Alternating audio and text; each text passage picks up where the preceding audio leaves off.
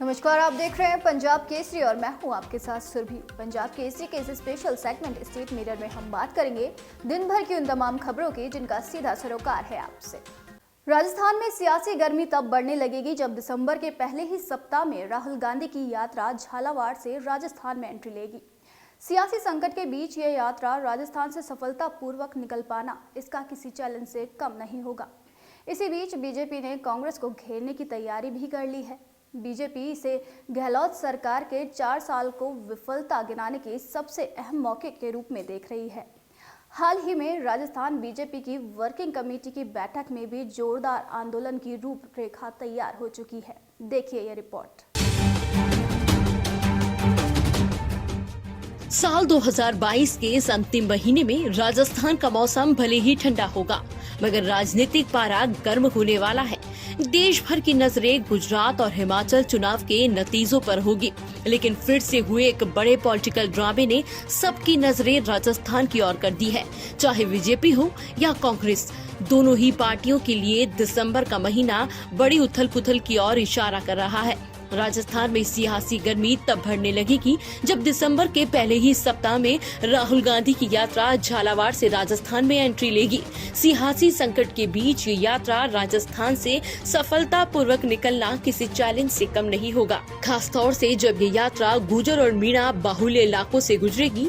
भारत जोड़ो यात्रा के प्रदेश में रहने के दौरान ही कांग्रेस सरकार अपनी 4 साल पूरे कर रही है। अगले साल विधानसभा चुनाव होने हैं, ऐसे में सरकार के पास अपने काम गिनाने और वाहवाही लूटने का अंतिम मौका है। मगर इसी बीच बीजेपी ने कांग्रेस को घेरने की तैयारी कर ली है। बीजेपी इसे गहलोत सरकार के 4 साल को विफलता गिनाने के सबसे अहम मौके के रूप में देख रही है।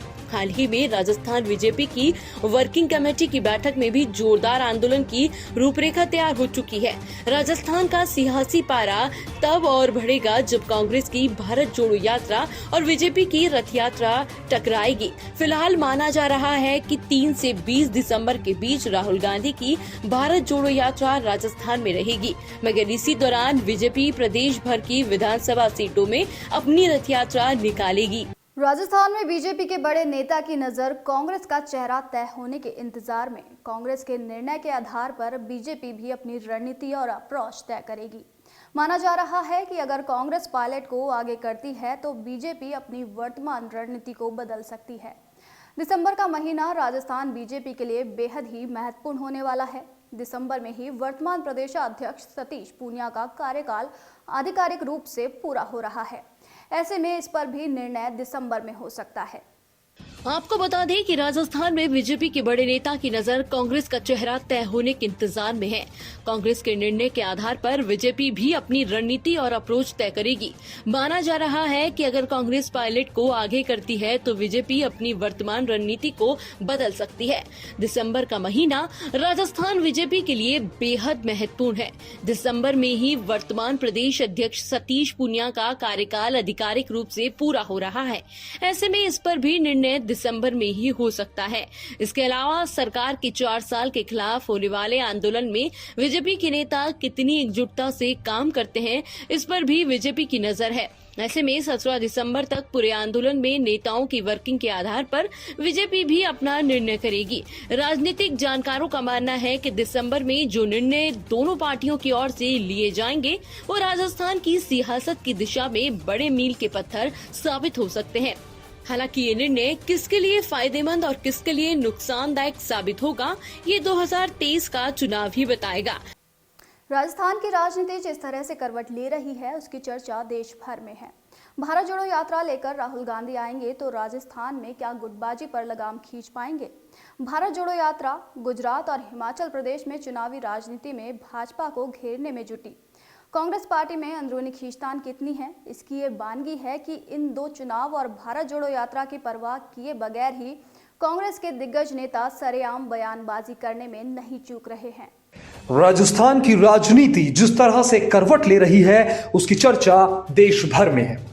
भारत जोड़ो यात्रा लेकर राहुल गांधी राजस्थान आएंगे तो क्या गुटबाजी पर वे लगाम खींच पाएंगे?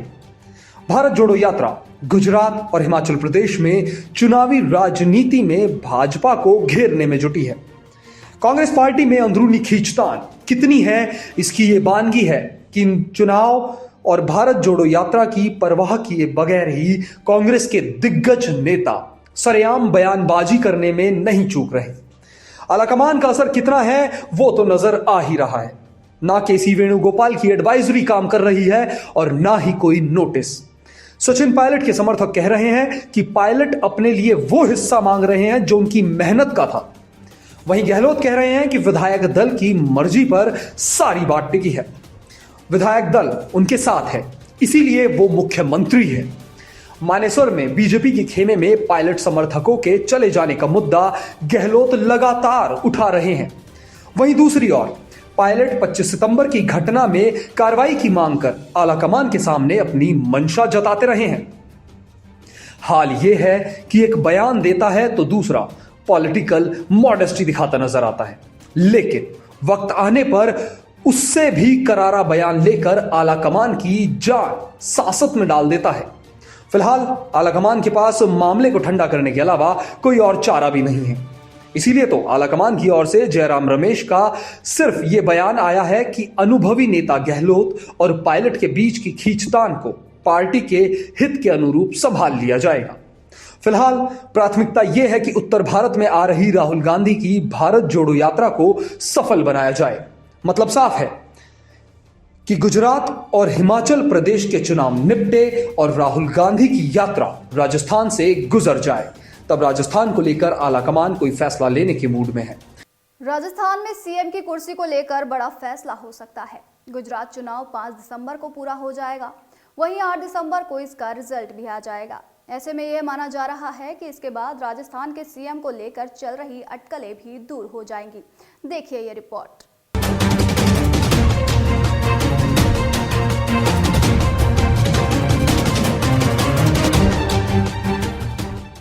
दिसंबर में ही राजस्थान के सीएम की कुर्सी को लेकर बड़ा फैसला हो सकता है। गुजरात चुनाव 5 दिसंबर को पूरा हो जाएगा, वहीं 8 दिसंबर को इसका रिजल्ट भी आ जाएगा।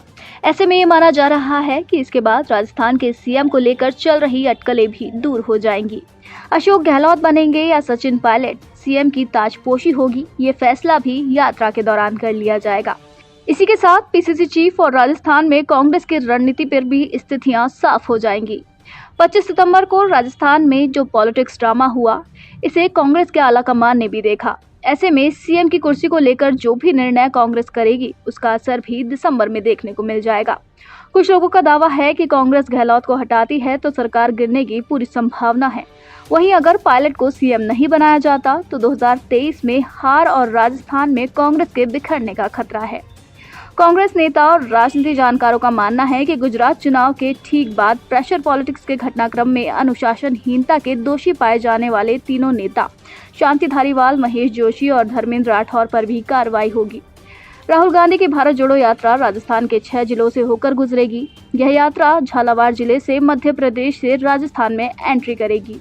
झालावाड़, कोटा, बूंदी, सवाई माधोपुर, दौसा, अलवर जिले से होकर गुजरेगी। इन 6 जिलों में यात्रा 521 किलोमीटर तक का सफर करेगी। करीब 3 दिसंबर को यात्रा राजस्थान में आएगी। 17 दिन तक राहुल की यात्रा राजस्थान में रहेगी।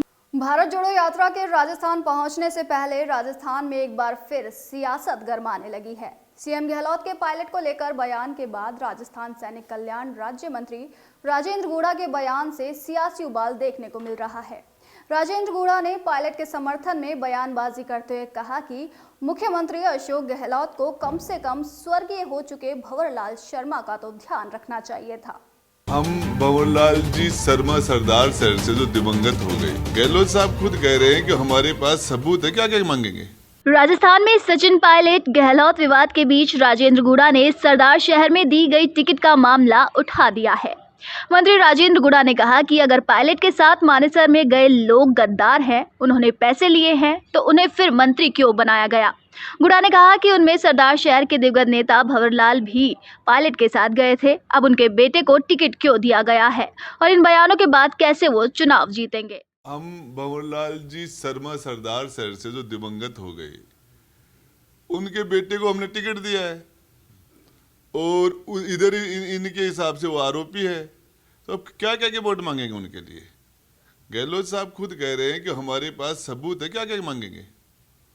रमेश जी को इन्होंने क्यों मंत्री बना रखा है, दूसरे और लोगों को क्यों मंत्री बना रखा है, जब ये लोग गद्दार हैं और जब ये इस तरह की बातें निकम्मा नकारा, मेरी समझ से बाहर।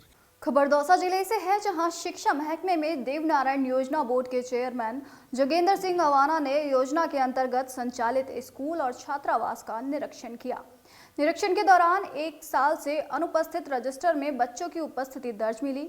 वहीं कक्षा के ब्लैक बोर्ड के 2 हिस्से कर छात्रों को पढ़ाया जा रहा है। दूसरी मंजिल पर कक्ष में खुली विंडो मिली, जिससे बच्चों के जान को खतरा बना हुआ है। देखिए ये रिपोर्ट।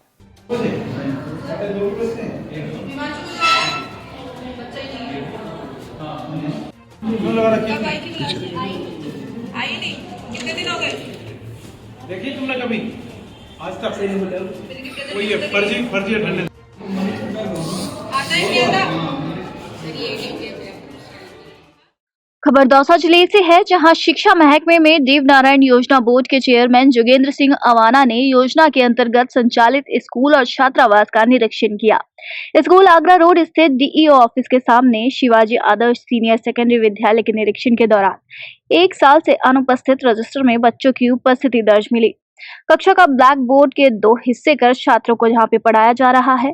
दूसरी मंजिल पर कक्ष में खुली विंडो मिली, जिससे बच्चों की जान का खतरा बना रहता है, जिसे लेकर बोर्ड चेयरमैन ने संचालकों को कड़ी फटकार लगाई। देखिए, पिछले लंबे समय से, जब से मैं देवनारायण बोर्ड का अध्यक्ष बना हूँ, इस विद्यालय की जो योजना है हमारी बिल्कुल, उसकी लंबे समय से यहाँ शिकायत आ रही थी दौसा की, और आज उसी क्रम में हम लोगों ने आज यहाँ जांच की है। हमारे साथ में हमारी देवनारायण बोर्ड की डिप्टी सेक्रेटरी हैं रेखा गुजर जी, RAS अधिकारी हैं, वो मौजूद हैं। हमारे राजेश गुजर जी हैं, मेंबर हैं देवनारायण बोर्ड में, वो मौजूद हैं। हमारे CPO हैं गजेंद्र सिंह जी, और स्थानीय DO और हमारे सामाजिक न्याय विभाग के अधिकारी यहाँ मौजूद हैं। सब इस बुलेटिन में फिलहाल इतना ही। राजस्थान से जुड़ी तमाम दिलचस्प खबरों के लिए हमारे फेसबुक और यूट्यूब प्लेटफॉर्म को सब्सक्राइब करना ना भूलें, और आप हमें कमेंट बॉक्स पर अपना फीडबैक भी दे सकते हैं। देखते रहिए पंजाब केसरी।